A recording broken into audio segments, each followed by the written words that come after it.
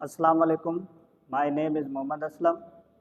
Channel the learning nexus academy जे तरफ़ां अव्हांखे भलीकार चऊं था। दोस्तों, जीअं त तव्हांखे ख़बर आहे त 9th मैट्रिक जा एग्ज़ाम शुरू थियण वारा आहिनि। इन करे हिन वीडियो जे अंदरि असीं इहो इरादो कयोसीं त तव्हांखे मुकमल चैप्टर हिक ई वीडियो जे अंदरि सम्झायूं, ताकी जेके ॿार 9th मैट्रिक जी तयारी करे रहिया आहिनि उन्हनि खे वधि में वधि फ़ाइदो थिए। त असां अॼु जंहिं चैप्टर खे डिस्कस कंदासीं उन चैप्टर जो नालो आहे एंज़ाइम। हाणे जेकॾहिं असीं एंज़ाइम खे सम्झणु चाहियूं त एंज़ाइम आहे कहिड़ी शइ, इन खे सम्झण खां पहिरीं कुझु फैक्टर आहिनि, कुझु शयूं आहिनि जेके असांखे लाज़मी सम्झणु घुरिजनि। उन्हनि खां अलावा असांखे एंज़ाइम सम्झ में कोन ईंदो। उहे फैक्टर कहिड़ा आहिनि?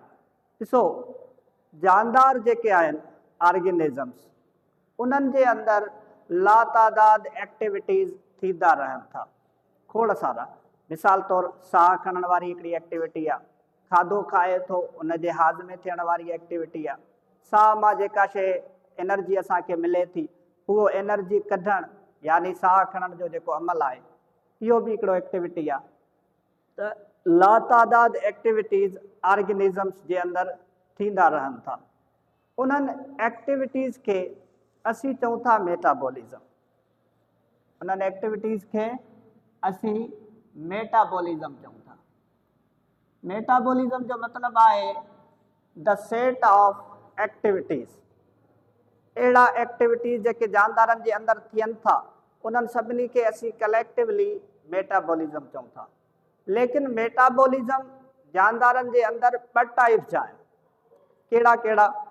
नंबर 1 ते आहे एनाबॉलिज़म। एनाबॉलिज़म मेटाबॉलिज़म जो हिकिड़ो टाइप आहे। एनाबॉलिज़म यानी अहिड़ो एनर्जी, अहिड़ी का शइ जेका जानदार जे अंदरि ठही तयारु थिए, मतिलबु ॿ शयूं मिली करे का शइ ठहे। जीअं मिसाल असीं कार्बन सां ऑक्सीजन मिलाईंदा आहियूं, 2 एलिमेंट ऑक्सीजन जा मिलायूं था त उहो कार्बन डाइऑक्साइड ठही थी वञे। जेकॾहिं असीं हाइड्रोजन सां ऑक्सीजन मिलायूं था त उहो H2O यानी पाणी ठही थो वञे। त ही बेसिकली जेको एनाबॉलिज़म आहे इहो ठहण वारो प्रोसेस आहे। जानदारनि जे अंदरि इलाही सारियूं शयूं आहिनि जेके इन द बॉडी ठहनि वेठा, जेके अमल ठहनि, जेके शयूं ठहंदा हुजनि, जेके एक्टिविटीज़ ठहंदा हुजनि, उन्हनि एक्टिविटीज़ खे असीं चऊं था एनाबॉलिज़म। जानदारनि जे अंदरि कुझु ॿियूं बि एक्टिविटीज़ आहिनि जेके ड्रहनि था, यानी उन्हनि खे टुकड़ा करे पीसिस करे ॿ ठाहिया वञनि था। मिसाल तौरु एनाबॉलिज़म जे अंदरि छा हूंदो आहे? हाइड्रोजन मिली करे, हाइड्रोजन जा 2 मॉलिक्यूल मिलनि था जेकॾहिं ऑक्सीजन सां त ठहे थो पाणी H2O। इन खे असीं एनाबॉलिज़म वारो प्रोसेस चऊं था, माना ठहण वारो प्रोसेस। जॾहिं त ॿियो जेको अमल आहे उनखे असीं केटाबॉलिज़म चऊं था। केटाबॉलिज़म जो मतिलबु आहे ड्रहण वारो या डिस्ट्रक्टिव प्रोसेस, जंहिंमें का शइ ड्रहे। फ़र्ज़ु कयो पाणी जो जेको मॉलिक्यूल आहे H2O, उहो ड्रही करे H2+O में कन्वर्ट थी थो वञे। यानी असीं इहो चई सघूं था त जानदारनि जे अंदरि 2 टाइप्स जूं एक्टिविटी थियनि थियूं। हिकिड़ियूं अहिड़ियूं एक्टिविटी जंहिंमें शयूं ठहनि थियूं, हिकिड़ियूं अहिड़ियूं एक्टिविटी जंहिंमें शयूं ड्रहनि थियूं। जंहिं एक्टिविटी में शयूं ठहनि थियूं उनखे असीं एनाबॉलिज़म चऊं था, ऐं जंहिं एक्टिविटी में शयूं ड्रहनि थियूं उनखे असीं केटाबॉलिज़म चऊं था। त एनाबॉलिज़म ऐं केटाबॉलिज़म ॿिन्ही खे मिलाए करे तमामु एक्टिविटीज़ जेके आहिनि असांजूं 2 टाइप जूं आहिनि, एनाबॉलिज़म ऐं केटाबॉलिज़म। हाणे इन्हनि ॿिन्ही खे मिलाए करे असीं चऊं था मेटाबॉलिज़म।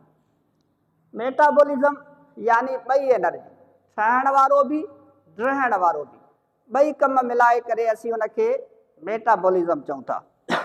लेकिन जानदारनि जे अंदरि एतिरी एनर्जी हूंदी न आहे। यानी फ़र्ज़ु कयो मां तव्हांखे हिकिड़ो मिसाल ॾियांव थो। मिसाल असीं एप्पल खाऊं था। हाणे एप्पल खे खाइण जे लाइ असीं ॾंदनि सां केतिरी फोर्स लॻायूं था, उहा ई साॻी फोर्स जेकॾहिं माइदो लॻाइणु चाहे त मैदे वटि एतिरी एनर्जी कोन्हे त हू एतिरो फोर्स लॻाए जो उन एपल खे पीसिस में टोड़े टुकड़ा करे उन मां एनर्जी कढे। मतिलबु असीं त फोर्स लॻाए सघूं था टीथ जे ज़रिए, ॾंदनि जे ज़रिए असीं त ताक़त कुवत लॻाए वेंदा आहियूं, लेकिन माइदो उहो ताक़त नथो लॻाए सघे। जहिड़ो उहो ताक़त नथो लॻाए सघे त इहे जेके ताक़तूं आहिनि इहे बॉडी जे अंदरि एतिरी ताक़त आहे कोन, त पोइ बॉडी खे हिकिड़ी ॿी अलॻि सां ताक़त घुरिजे, हिकिड़ी अहिड़ी ताक़त जेका उनखे फैसिलिएट करे। उन ताक़त खे असीं चऊं था एक्टिवेशन एनर्जी। एक्टिवेशन एनर्जी यानी का अहिड़ी ताक़त या कुवत जेका मदद करे जानदार खे कंहिं बि शइ खे टोड़ण में। जेकॾहिं मिसाल असीं बादाम जो टुकड़ो खाऊं था, असीं ॾंदनि सां ताक़त लॻाए कुवत लॻाए उनखे पीसे माइदे ॾे मोकिलियूं था, त माइदे में ओतिरी ताक़त न आहे, ओतिरी एनर्जी न आहे जो उनखे फर्दर पीसिस में ठाहे।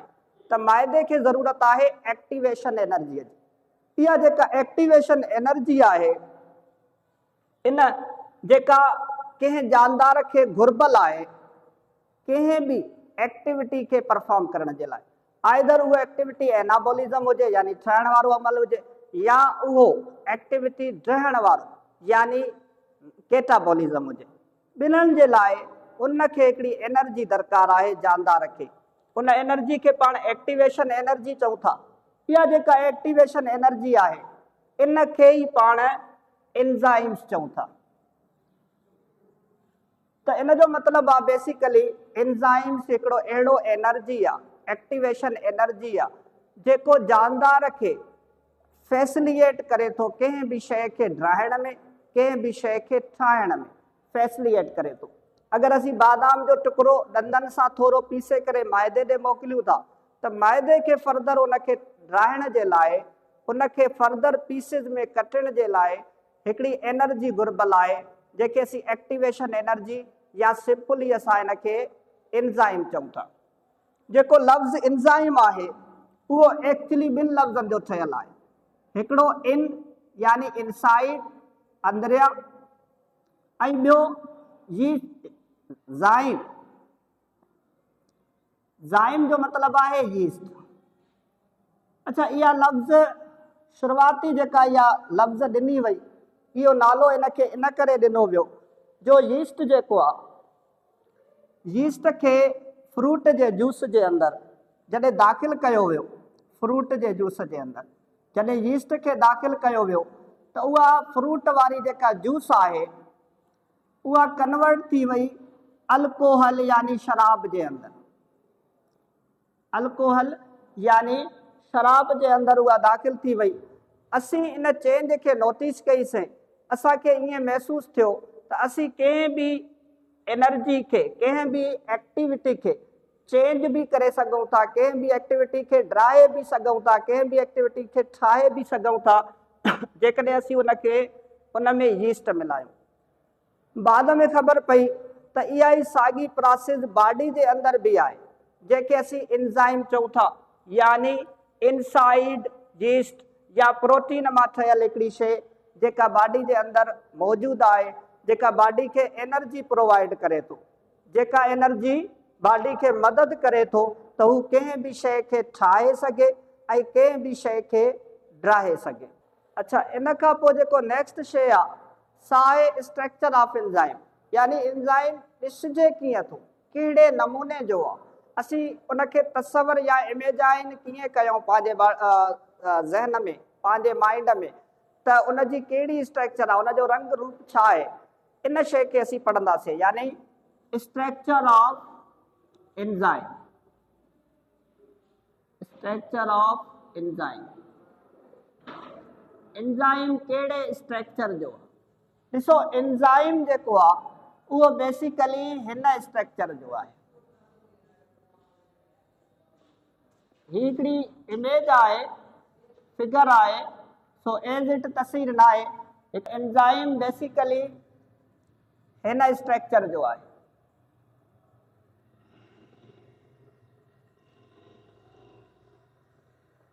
अच्छा, एंजाइम जूं ॿ जॻहियूं आहिनि। जेका ही जॻह आहे मथी मथी यानी ही पार्शन जेकॾहिं मां अलॻि कयां सेपरेट कयां त इनखे असीं चवंदा आहियूं एक्टिव साइट। एक्टिव साइट यानी चुस्त पासो। एक्टिव साइट यानी चुस्त पासो। ऐं ॿिए खे असीं चवंदा आहियूं सुस्त पासो। त एंजाइम बेसिकली ॿिनि पासनि ते डिपेंड करे थो, ॿिनि शयुनि ते डिपेंड करे थो। हिकिड़ो एक्टिव साइट यानी चुस्त पासो ऐं ॿियो लेज़ी साइट यानी सुस्त पासो। एंजाइम जो जेको एक्टिव साइट आहे सो अमल करे थो, एक्टिवेशन एनर्जी प्रोवाइड करे थो। जॾहिं असीं कंहिं एक्टिविटी खे परफॉर्म कयूं था, का ठाहिण वारी एक्टिविटी हुजे या का ड्राइण वारी एक्टिविटी हुजे, उनखे परफॉर्म करण जे लाइ एक्टिव साइट अमल करे थो। एंजाइम जंहिं बि बॉडीअ ते जंहिं बि शइ ते अमल करे थो उनखे असीं सबस्ट्रेट चऊं था। सबस्ट्रेट अहिड़ो मादो आहे जेका जंहिं ते एंजाइम अमल करे थो। हाणे सबस्ट्रेट जी जेकॾहिं असां स्ट्रक्चर खे ज़हन में थोरो इमेजाइन कयूं त सबस्ट्रेट जी स्ट्रक्चर अहिड़ी हूंदी आहे। यानी हिन खे जेकॾहिं असीं एग्ज़ाम्पल तौरु माइंड सेट कयूं था, थोरो पंहिंजो इमेज ज़हन में ठाहियूं था, त जेकॾहिं असीं हिनखे पिक करे हिन में फिट कयूं त इहो फिट थी ईंदो। यानी जंहिं शइ खे एंजाइम खे एनर्जी ॾियणी आहे उन में ही फिक्स थी थो वञे। एंजाइम पंहिंजे सबस्ट्रेट सां, सबस्ट्रेट जो मतिलबु आहे उहो मादो या उहा शइ जंहिं ते एंजाइम अमल कंदो हुजे, त उनखे असीं सबस्ट्रेट चऊं था। यानी एंजाइम इन में फिट थी थो वञे। असीं एंजाइम खे खणी करे इन में फिट बि करे सघूं था। त अहिड़े नमूने एंजाइम जी बेसिकली स्ट्रक्चर आहे। हाणे असीं पढ़ंदासीं the use of the enzymes. ॾिसो, एंजाइम न सिर्फ़ु असांजे बॉडी जे अंदरि आहे, लेकिन रियल लाइफ में बि असीं हिनखे इस्तेमालु कंदा आहियूं। यानी एंजाइम जे मदद सां असीं खोड़ सारा पंहिंजे रियल लाइफ जा प्रॉब्लम बि सॉल्व कंदा आहियूं। एंजाइम जो कहिड़ो इस्तेमालु आहे इनखे स्टेप वाइज़ सम्झंदासीं। सभ खां पहिरीं जेका एंजाइम जी इस्तेमालु आहे सा हूंदी आहे पेपर इंडस्ट्री जे अंदरि। पेपर इंडस्ट्री यानी एंजाइम पन्ना ठाहिण में मदद करे थो। एंजाइम जी मदद सां असीं छा कंदा आहियूं, पन्ना ठाहींदा आहियूं। यानी मशीननि में एंजाइम खे फिट करे उन जी एक्टिवेशन एनर्जी खे वधाए करे असीं पन्ना बि ठाहींदा आहियूं।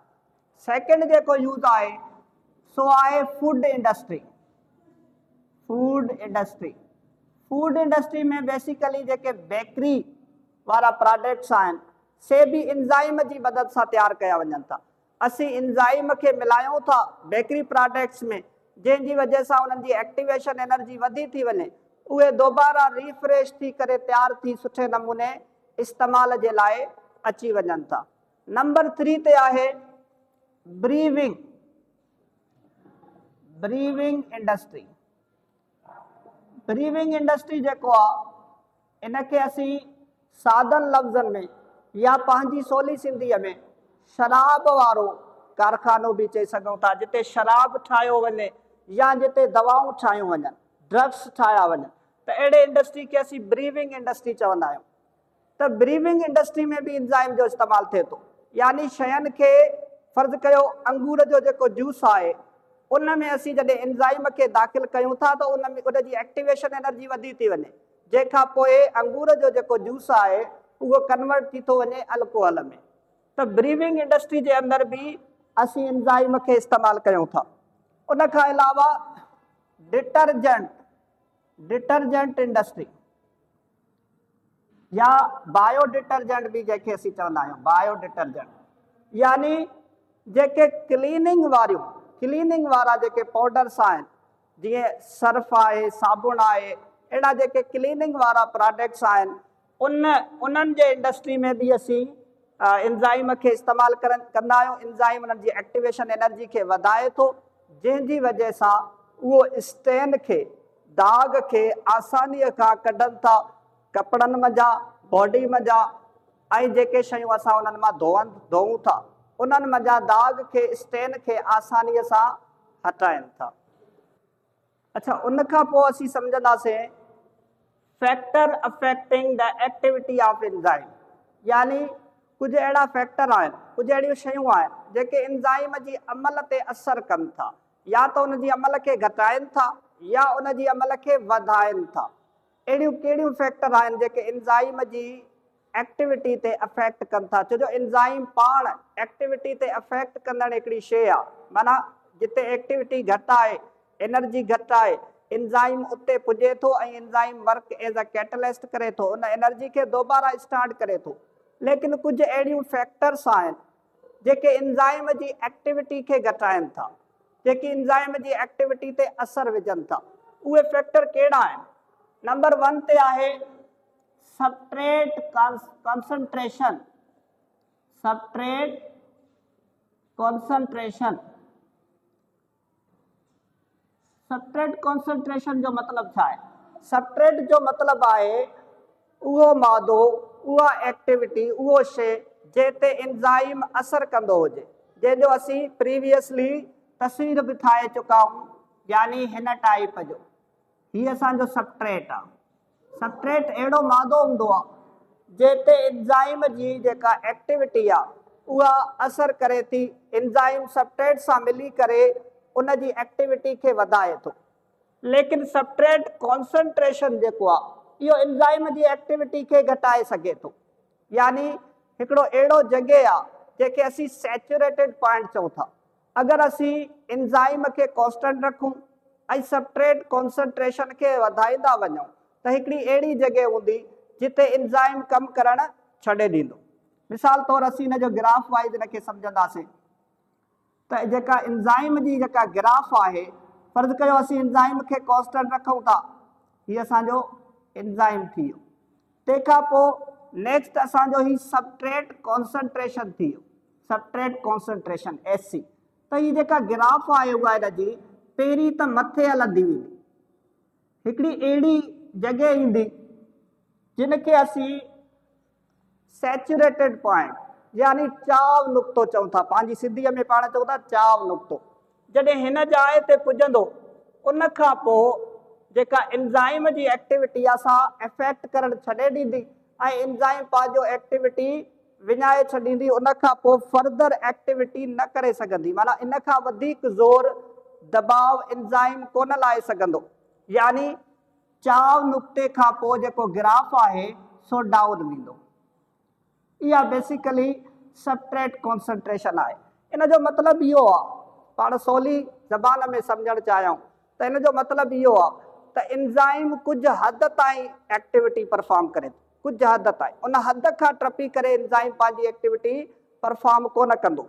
शुरूअ में जेकॾहिं तव्हां सबस्ट्रेट में एंजाइम दाख़िल कंदा वञो था या एंजाइम जे अंदरि सबस्ट्रेट दाख़िल कंदा वञो था त शुरूअ में ही ग्राफ ॾिसो अप वञे थी, इन जो मतिलबु आहे एंजाइम उन एक्टिविटी खे तेज़ कंदो वञे थो। लेकिन हिकिड़े अहिड़े नुक़्ते ते जंहिं नुक़्ते खे असीं चऊं था सैचुरेटेड पॉइंट या सिंधीअ में चाव नुक़्तो, इन सैचुरेटेड पॉइंट खां पोइ एंजाइम पंहिंजी एक्टिविटी ख़तमु करणु शुरू कंदो ऐं डाउन थी वेंदो। अच्छा, जेको सेकेंड फैक्टर आहे तंहिंखे असीं चऊं था टेम्परेचर, यानी असीं एंजाइम ऐं सबस्ट्रेट जी जेकॾहिं टेम्परेचर खे लगातार वधाईंदा वञूं, उन जो गर्मी पद इंक्रीज़ कंदा वञूं त पोइ कहिड़ो असरु थींदो, एंजाइम जे मथां कहिड़ो असरु थींदो। इनखे जेकॾहिं असीं ग्राफ वाइज़ सम्झूं त फर्ज़ कयो ही हिकिड़ो ग्राफ आहे, हिन में ही टेम्परेचर आहे जंहिंखे असीं लगातार वधायूं था ऐं ही रेट ऑफ रिएक्शन आहे, rate of reaction of substrate, rate of reaction, यानी सबस्ट्रेट जी कहिड़ी रिएक्शन हूंदी ऐं एंजाइम जी कहिड़ी रिएक्शन हूंदी जेकॾहिं असीं टेम्परेचर खे वधायूं था। त बेसिकली शुरू में जॾहिं टेम्परेचर असीं वधायूं था त एंजाइम जी जेका एक्टिविटी आहे उहा अप वेंदी, यानी मथे हलंदो वेंदो।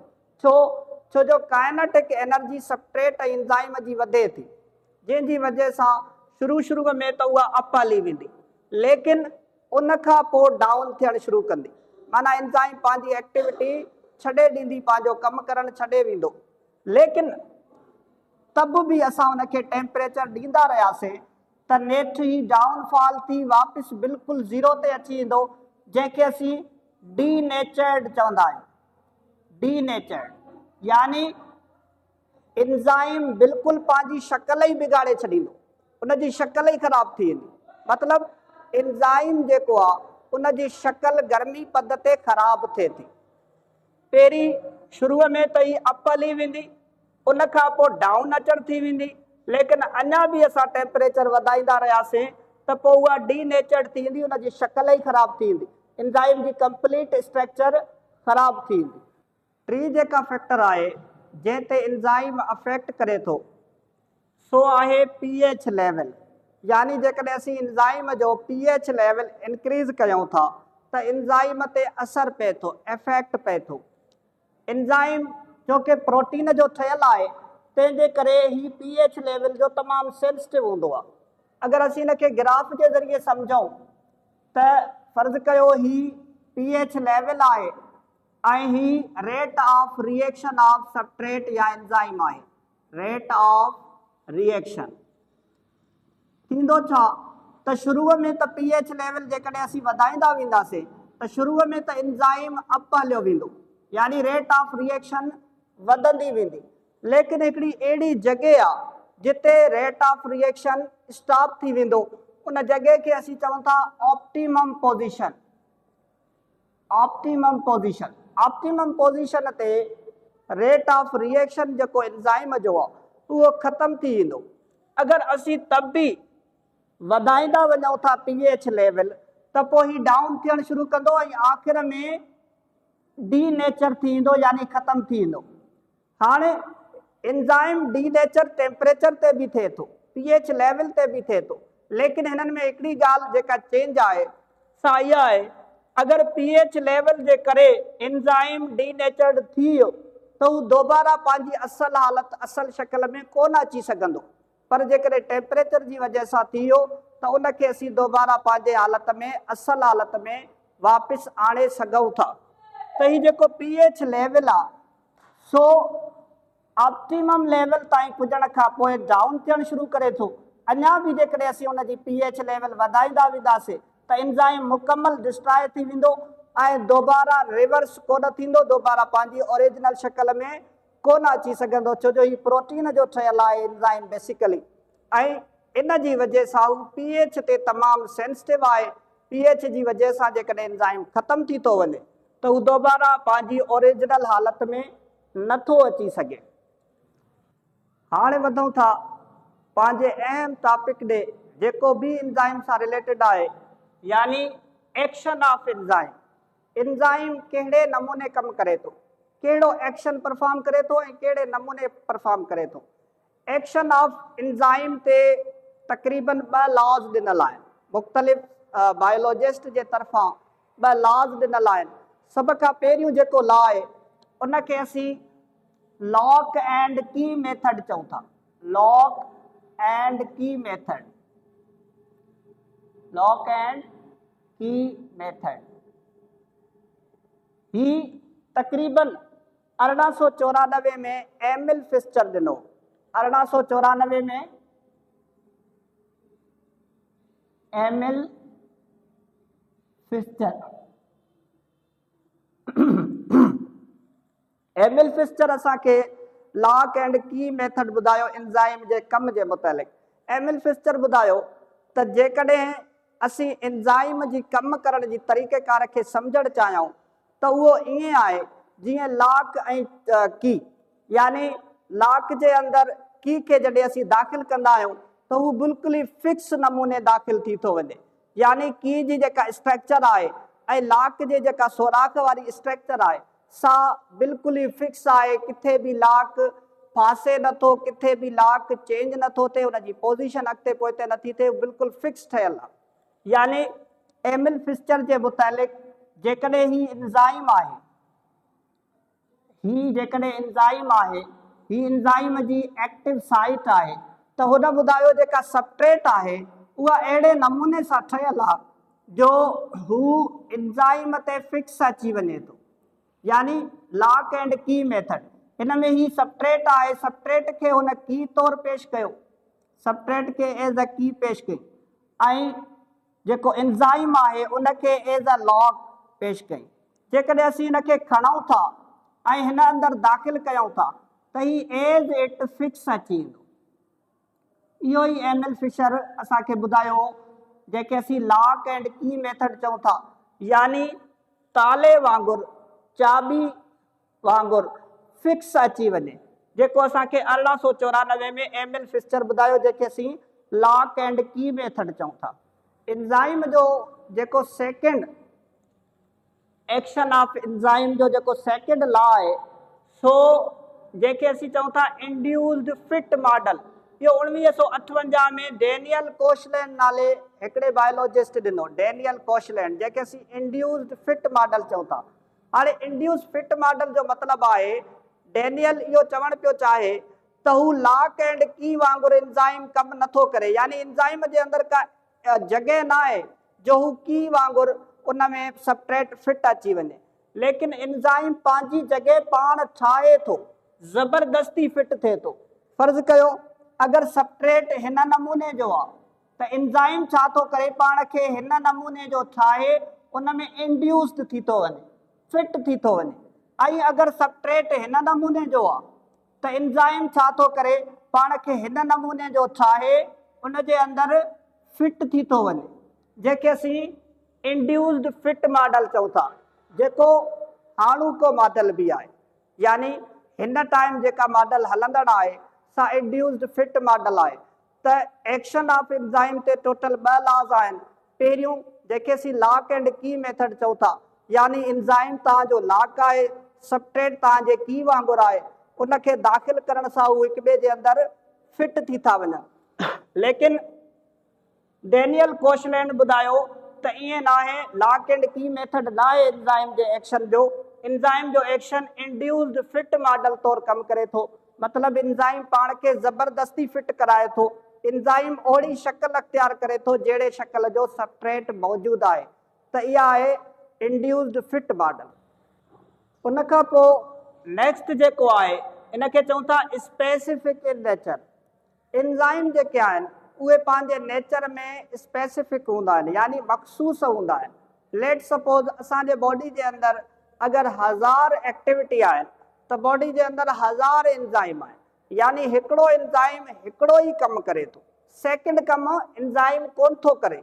एंजाइम पंहिंजे नेचर में मख़सूस हूंदा आहिनि, स्पेसिफिक हूंदा आहिनि, उन्हनि खे हिकिड़ी टास्क ॾिनल हूंदी आहे, हिकिड़ो ई कमु ॾिनल हूंदो आहे, हू हिकिड़े कम खां अलावा ॿियो कमु कोन कंदा आहिनि। ही हुयो तव्हांजो पूरो कंप्लीट चैप्टर एंजाइम जे मथां। उमेद आहे त तव्हांखे वीडियो पसंदि आयो हुजे। जेकॾहिं वीडियो पसंदि आयो आहे त लाइक ज़रूरु कजो, शेयर ज़रूरु कजो।